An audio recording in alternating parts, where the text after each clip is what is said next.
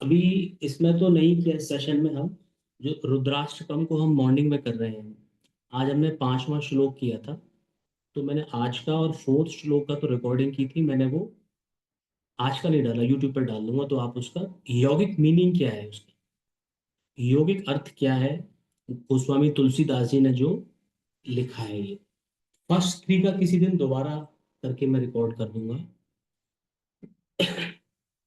अब मैं आपको ये बताता हूँ कि अब कल क्या है, महाशिवरात्रि है।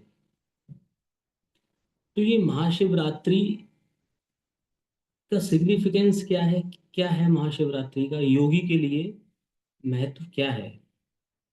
एक योगी जो अपनी साधना में इतने समय से लगा हुआ है और उसको मालूम है, आज आज जो मैंने पांचवा श्लोक बताया ना, उसको मैं डालूंगा तो मैं आपको लिंक शेयर कर दूंगा।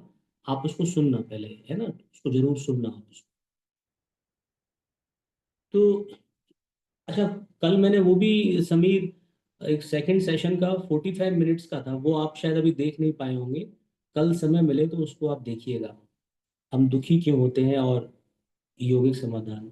वो पूरा नहीं देख पाया सर, शुरू ही किया था आज, फिर कुछ किसी ने कॉल कर दिया हम्म। तो रह गया। पर वो मैंने स्टार्ट किया, बिल्कुल। क्वेश्चन आंसर से शुरू होता है।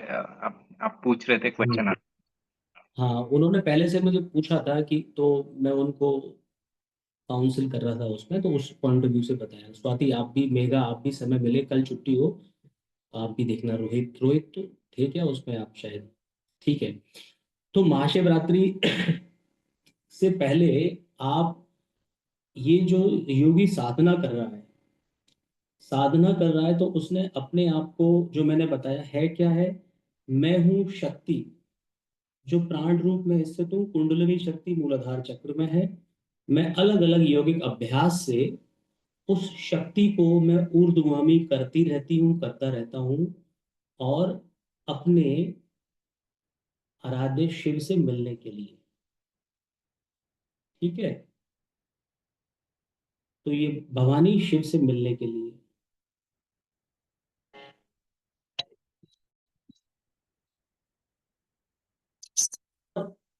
इस मिलन में जो जो चीजें सहायक हैं, योगी प्रगति करते हुए उनकी भी अनुपालना करने लगता है। जैसे प्रातःकाल जल्दी उठना, क्योंकि उस समय ये मिलन स्वाभाविक रूप से जल्दी से होता है, अच्छे से होने लगता है। समय अनुकूल मात्रा में सात्विक भोजन करना, ये भी इस मिलन में सहायक होता है। ऐसे ही मन का व्यवहार कैसा रखना, सात्विक रखना, राग द्वेष आदि से निवृत्ति, मोह से निवृत्ति रखते हुए, अन्य चीजों से व्यवहारिक व्यवहार करते हुए, शरीर के लालन पालन के लिए व्यवहार करते हुए, प्राण को प्रिजर्व रखना कि ऊर्ध्वगामी बना रहे। अब महिलाएं बेचारी वैसे ही, उनको महीने में 5 दिन तो उनको अपान प्राण की वजह से, उनका शिव से मिलन के लिए 5 दिन तो अवरुद्ध हर महीने होते हैं। जन्म तो उनको पूरे अपने जीवन में जितने भी, आज दो तीन चार जितने भी बच्चे को एक महिला देती है उतना ही देती है। पर इसके अलावा उसको तो हर महीने, मतलब करीब 30-40 वर्ष उसको हर महीने कि आपको माँ बनना है, उस पॉइंट ऑफ व्यू से हर महीने उसको 5 दिन विरह सहना है। अब आप देखो 5 दिन के जो पीरियड्स होते हैं, आप या महिलाएं हैं, वो प्लीजेंट तो नहीं होते, नहीं होते ना। क्यों स्वाति, महिमा, मेघा, बहुत प्लीजेंट तो नहीं होते ना, नहीं होते हैं। तो इसका मतलब ये देखो, विरह के लिए कि सृष्टि चले, वो जन्म तो पूरे जीवन में दो तीन चार जितने बच्चों को ही देना है, लेकिन हर महीने तैयारी रखनी है, सोचिए आप। और हर महीने वो शिव से पूरी अच्छे से विरह, क्योंकि आप शक्ति है, सभी हम शक्ति है। हम उस समय अपान प्राण बहुत एक्टिव होने की वजह से हम शिव से, शक्ति, आप कौन है, हम भवानी है, हम शक्ति है, मतलब कौन है, हम शिव की पत्नी है एक तरह से, हम सभी उस विरह में 5 दिन तो वो रहते हैं। इसीलिए नारी पूजनीय है, क्योंकि देखो पूरा जीवन कितना वो सेक्रीफाइस करती है, विरह में रहती है शिव से। लेकिन ये तो उनके लिए मजबूरी हुई। लेकिन हम बेवजह भोजन की वजह से, गलत विचारों की वजह से, हम प्राण को अननेसेसरी एक्टिव रखें, उसको डाउनवर्ड, तो यदि नीचे की तरफ रहेगा तो वो शिव से दूरी दूरी बढ़ेगी उसकी, और शिव से दूरी बढ़ेगी तो क्या होगा, हम प्रसन्न नहीं रह सकते। जैसे ड्यूरिंग मेंस्ट्रुएशन महिला नहीं रहती, लेकिन उसको रहती है। प्रेगनेंसी के दौरान तो पूरे उसके 7-8 महीने ही ऐसे अपान, लेकिन उसको एक खुशी होती है। एक तरफ पेन होता है लेकिन खुशी भी होती है कि मैं कुछ नया जन्म देने वाली हूँ। उसकी खुशी जो होती है वो एक तरह से वो विरह है, लेकिन वो खुशी है तो वो खुशी ज्यादा होती है। लेकिन जिनके सामने ये चैलेंजेस नहीं है, फिर प्राण को अननेसेसरी डाउनवर्ड क्यों करना, उस पर काम करने लगता है, ब्रह्म मुहूर्त में उठने लगता है साधक, उतना ही भोजन करता है, उचित दिनों पर एकादशी है आदि जो व्रत उपवास हैं उनमें अपने मानसिक भावनात्मक और शारीरिक रूप से तप व्रत आदि करता है, अन्य नियमों का अनुष्ठान करता है, जिससे कि उसका ये जो विरह है दूर हो। जब हम माँ के गर्भ में आए थे, शिव और शक्ति हम दोनों मिले हुए थे। फिर मेरे प्रारब्ध के कारण शिव मुझको अपने से अलग कर देते हैं और नीचे पहुंचा देते हैं, विरह में मुझे पहुंचा देते हैं मुझे। अब मेरी परीक्षा कब होती है, मेरा प्रेम एज ए शक्ति भवानी, या मुझे अपने आप को राधा कहूं तो वो कृष्ण है। मेरे प्रेम की परीक्षा कब होती है, प्रेम की परीक्षा विरह में होती है। जब मैं उनसे दूर हूं, जब मैं इनसे दूर हूं, अब मुझे ये देख तो नहीं रहे, अब मेरा इनसे प्रेम कितना है ये अभी पता चलेगा। अब तो दूर हूं, तो कभी भी खाओ, कभी भी सो, कभी भी उठो, कैसे भी भाव रखो, कैसे भी विचरण करो, कैसे भी आपका आचरण हो, कैसा भी हमारा चरित्र हो, तो उससे हम क्या हुआ, हम विरह में लेकिन हमने अपने प्रेम को परिभाषित नहीं किया। लेकिन जो राधा है, पार्वती जी है, सीता जी है, ऐसे जो जो हैं, ये हमारे लिए योग के साधकों के लिए एग्जाम्पल्स हैं कि हम कैसे, हम पूर्ण श्रद्धा के साथ अपने शिव से, हम इसे बोलते हैं, हम भक्ति योग जो होता है ना, उसमें भाव होते हैं। एक होता है सख्य भाव, भगवान के साथ रखें। एक दास्य भाव रखें, मैं दास हूँ, उनका सखा हूँ। वात्सल्य पुत्रवत व्यवहार रखें। एक व्यवहार होता है हमारा, मैं नाम भूल रहा हूँ,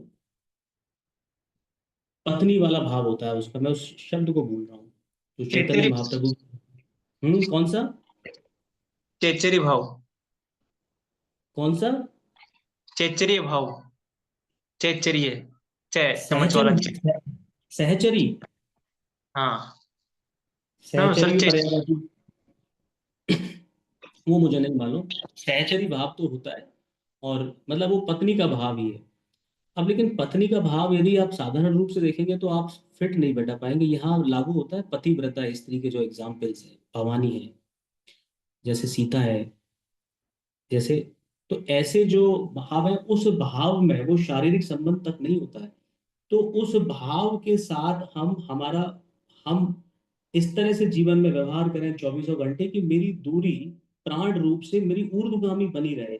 आपने देखा होगा जब आप तीनों बंद लगाए, उत्थित त्रिकोण आसन कर रहे हैं या कोई भी आसन कर रहे हैं, मुद्रा कर रहे हैं, बंद कर रहे हैं, उस मुद्रा, आसन, प्राणायाम, ध्यान, धारणा आदि के विशेष में जो प्राणों का ऊर्ध्वगामी होना है, क्योंकि योग में प्राणों का ऊर्ध्वगामी होता है, ऊपर की तरफ जाता है। उस ऊर्ध्वगामी होने में जब आप, it is supplemented by having this Shambhavi मुद्रा या वैष्णवी मुद्रा, तो आप पाते हो कि वो बेटर हो जाता है, अनुभव, आनंद बढ़ जाता है, वो इजी हो जाता है वो आपकी प्रोसेस, तो वहां सहयोग मिलने लगता है। तो हम इसको ऊर्ध्वगामी इसको बनाए रखें, तो कल का जो दिन जो महाशिवरात्रि का होता है, शिव और पार्वती जी का विवाह होता है। तो अनेक, जैसे मान लो पूरे वर्ष से आप योग का अभ्यास कर रहे हैं, तो आप महाशिवरात्रि को ये मानते हैं कि अब मेरा, अभी तक तो मैं मिलन कभी हुआ कभी नहीं हुआ, कभी हुआ नहीं हुआ, अब मेरा उनसे विवाह हो गया, मतलब मेरे शिव यहाँ है, मैं यहाँ हूं, तो कल हमारा विवाह है, भवानी रूप से मेरा मेरे शिव से विवाह, तो अब मैं उनसे यूनाइटेड रहूंगी। ऐसा कोई काम ही नहीं करना जिससे दूरी बढ़े। प्रेम की परीक्षा वगैरह में मैंने पूरे साल परीक्षा दी, अब मेरा विवाह है कल। कल हम परिणय सूत्र में हैं शिव से, इस भावना से। अब आप देखो, मैं आपसे कहता हूँ ना, यहाँ से अमृत बरसता है, रात को जल्दी सोते हो तो ज्यादा होता है अमृत। आपने अमृत का कंसेप्ट पता है ना आपको? पुराना वाला चौथे नंबर का सूत्र आप, श्लोक आप देखना, मैंने जो रुद्राष्टकम का अभी डाला है, वहां गंगा जी बहती है वो किस किस तरह से अमृत का प्रतीक है। अब आप, बड़ा इंटरेस्टिंग है देखो। अब आप कहते हो कि अब शक्ति तो पूरी खुद ही पुरुषार्थ करती है, शिव तो बस वहाँ ध्यान में ही रहते हैं, आपके अंदर हमारे शिव है। ऐसा नहीं है। शिव अपना प्रेम की चिट्ठी रोज भेजते हैं, जो आचरण करते हैं वो अमृत को टपकाते हैं वहां से, उसको भेजते हैं। जब उसका आचरण ठीक होता है तो वो अमृत जाता है, यहाँ आपने जीभ में आस्वादन किया, फिर वो अच्छे से डाइजेशन के साथ जब नीचे जाता है, तो पार्वती जी तक वो चिट्ठी पहुंचती है। आपका योग में प्रगति के लिए, आपका, आपको आपको अ, अ, आपके अंदर इच्छा जागृत होने लगती है। आप फिर मिलना चाहते हो उनसे, फिर योग में आपका मन लगने लगता है। फिर आप ऐसा कोई काम ही नहीं करना चाहते कि जिससे मेरा प्राण निम्नगामी हो। और फिर आपकी, फिर फिर खुद शक्ति शक्ति को ताकत मिलती है। फिर और ऊपर आती है, ऊपर आती है योग के खेचरी मुद्रा आदि आसनों से, वो अपना अमृत और बरसाते हैं। करीबी बढ़ती जाती है, दूरी मिट जाती है। राधा को इतना क्यों इंपॉर्टेंस दी जाती है? राधा जी कौन है?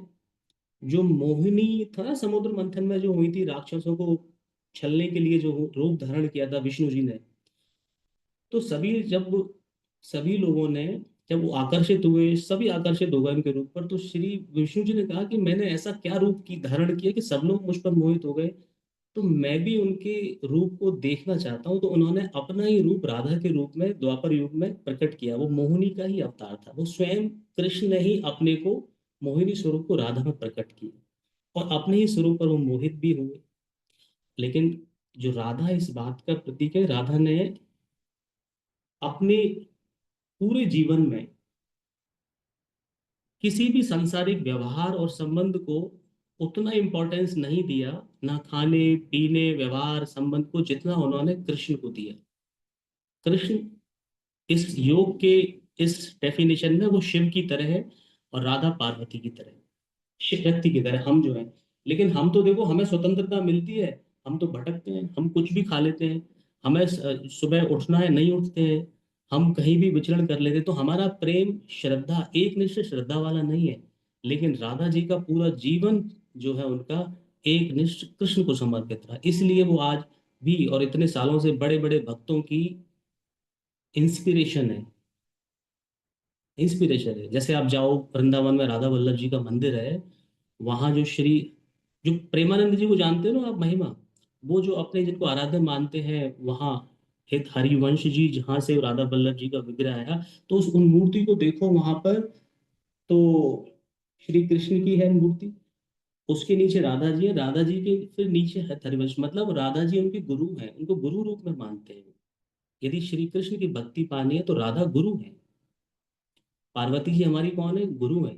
इस रुद्राष्टकम में आज वाले श्लोक को मैं डालूंगा, उसको देखना एक बार। पूरे पूरे 8 जो इसके श्लोक हैं, उसमें शिव जी के अलावा किसी और व्यक्ति का नाम नहीं आया है, सिर्फ उमा का आया है, पार्वती जी का आया है, गणेश जी का नहीं आया, कार्तिकेय जी का, नंदी जी का नहीं आया, किसी का नहीं आया।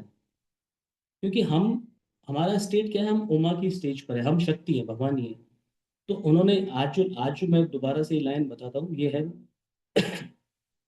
त्रैशूल निर्मूलनम शूलपाणिम, भजे हम भवानी पतिम भावगम्यम। मतलब पहली लाइन को तो चलो आप दोबारा देख लेना, लेकिन अभी प्रसंग चला है तो इसलिए बता रहा हूँ। लास्ट लाइन का इसका ये है कि भजे हम भवानी पतिम भावगम्यम, मैं उनको कैसे भजूं, मेरे शिव को यहाँ पर है भवानी के पति के रूप में का भाव होना चाहिए, वो ही गम्य है। मैं भवानी के पति की तरह मैं देखूं, मैं भवानी हूं, वो मेरे पति है, उस भाव से ही वो शिव प्राप्त हो सकते हैं। किसने कहा ये? विद्वान गोस्वामी तुलसीदास जी ने। समझ रहे हैं आप? और अमृत कंसेप्ट समझ के वो अपनी कैसे आपको प्रेम की पाती रोज भेजते हैं शिव, लेकिन वो किसको भेजते हैं? जो अभी बिल्कुल ही अभी तामसिक हुआ बैठा है, उसको तो रात में सोता ही नहीं है, अमृत मिलता ही नहीं है। दिन भर हर 2 घंटे में कुछ खाता रहता है, उसने अमृत। फिर वो कहते हैं कि अब ये जो मेरी जो पार्वती है, जो मैं हूँ, ये इसको तो मेरी जब बात ही नहीं करती, मेरे अनुकूल समय में ये जगती नहीं, मेरे अनुकूल के अनुसार सात्विक भोजन नहीं करता, मेरे अनुकूल ये नहीं करती, तो फिर मेरी चिट्ठी वो भेजते ही नहीं है, अमृत देते ही नहीं है। और जहाँ अनुकूलता आई, चिंतन होता है, मनन होता है, आप योग के अभ्यास करते हो, वो आपको बार बार चिट्ठी भेजते हैं, चिट्ठी भेजते हैं। और चिट्ठी भेजते हो तो ऐसा हो ही नहीं सकता कि वो शक्ति फिर वो ऊर्ध्वगामी होने ना लगे। फिर आपका होने लगता है अभ्यास, आप आगे बढ़ने लगते हैं। आपने देखा ना कि हम माथे पे कोई तिलक लगाते हैं, लगाते हैं तिलक। तिलक मैंने लगाया, तिलक लगाया, किसने लगाया? जो तिलक लगाते हैं हम, तिलक तो मैंने लगाया, मैं शक्ति हूँ, भवानी हूँ, राधा हूँ। किसके लगाया? आगे चक्र पे कौन है? शिव कहते हैं ना। जब भी तिलक लगाते हैं हम शिव को लगाते हैं, खुद के नहीं लगाते हैं। मैं जिनसे प्रेम करती हूँ, प्रेम करता हूँ, मैं अपने शिव को तिलक लगाता हूँ, अपने कृष्ण को लगाता हूँ। वो उनका गहना है ये, उनके लिए। इस भाव के साथ लगाइए आप, और उनको लगाए। और ये चीजें ऐसे हैं। और इसके अलावा यदि हम सिंपल ये देखें, मेरा शरीर स्वस्थ रहे, ये जो कंसेप्ट है सारा आपके शरीर और बीमारियों को स्वस्थ रखेगा ही रखेगा। सभी जानते हैं कि रात को जल्दी सोने से सुबह जल्दी उठने से बेटर रहता है। खाना यदि आपने समय से खाते हैं, आप सही मात्रा में कम खाते हैं और समय पर उपवास करते हैं, वो कहते हैं कि इंटरमिटेंट फास्टिंग, ये वो सब करते हैं ना, आज वो रिसर्च चल रही है, इनको रिसर्च में धीरे धीरे थोड़ी थोड़ी आती रहती है, मॉडर्न मेडिकल साइंस की। तो उन्हीं चीज़ों को ही तो वो प्रूव करने में लगी हुई है। ठीक है ना? तो ये हमारे लिए, लेकिन ये चीज़ तो इंसिडेंटल है। हेल्थ तो अच्छी रहेगी, फिट रहोगे, अच्छे लोगोगे। उस रुद्राष्टकम में आता है, वो करोड़ों कामदेव के अनुसार वो जो लगते हैं शिव ऐसे लगते हैं, तो योगी ऐसा लगता है, योगी का आचरण होता है। तो आप, कामदेव को सबसे आकर्षक माना जाता है मेल्स में, उनकी पत्नी रति को सबसे आकर्षक माना। तो आपको जो सांसारिक रूप से जो चीजें हैं वो तो आप बेटर हो ही जाती है, लेकिन योगी का लक्ष्य उनकी तरफ नहीं होता। तो कल आप अपने विवाह में भाग लें। सबका अपना अपना ये आध्यात्मिक विवाह होता है शिव के साथ हमारा। तो लेकिन विवाह तब होता है जब विवाह से पहले की तैयारियां हो तो अच्छा। यदि अभी लग रहा है कि सर अभी तो मैं विवाह के लायक ठीक नहीं हूँ, कोई बात नहीं। कल कल से आप ये मान लो शुरुआत, अगले साल जब वो विवाह हो आपका शिव के साथ, तब मेरे पूरे साल मेरा तप हो। आप देखो, सती के अंदर कुछ उस जन्म में थोड़ा सा समर्पण कम था, अहंकार था थोड़ा सा, बात नहीं मानी ना वो कहीं। तो उन्होंने शरीर, अगले जन्म में उन्होंने देखो शिव को पाने के लिए तप किया था ना। ऐसे ही तो नहीं, शिव को तो मालूम था ये मेरी वही सती है, लेकिन उन्होंने वैसे स्वीकार नहीं किया ना, कितना तप किया था पार्वती जी ने, तब जाकर शिव मिले। हम शिव को पूजें, कल हम उन दोनों के विवाह का उत्सव मनाएं। लेकिन ये कि मैं अगली बार जब मैं बनाऊं महाशिवरात्रि, तो ये मेरा विवाह हो। विवाह तब होगा जब उससे पहले तो उनकी, ये तो फील करो कि मुझको उनका प्रेम की पाती मिल रही है, अमृत आ रहा है, और वो भेजते हैं और तैयार बैठे हैं। इसीलिए अब वो 45 मिनट वाला वीडियो तो उसको आपको पता चल जाएगा कि उसमें सुनना कि इतना तो सुना होगा समीर आपने, हमारा जन्म क्यों हुआ है ना, 2 कारणों से। तो देखा जाए तो दूसरे कारण के लिए हुआ है, मोक्ष के लिए। भोग में तो हम पशु पक्षी थे तभी भी मिल सकता था, तो मेन तो मोक्ष के लिए। तो शिव तो तैयार बैठे हैं कि मैं अपना अमृत बरसाऊं। लेकिन शक्ति जो है वो कलयुगी हो गई है। वो उसका मन ही नहीं है, हम इधर उधर जा रहे हैं। है ना? विचार करो इस पर। और महाशिवरात्रि की शुभकामनाएं। कल भी सेशन हमारे होंगे, सभी सेशन होंगे। सी तो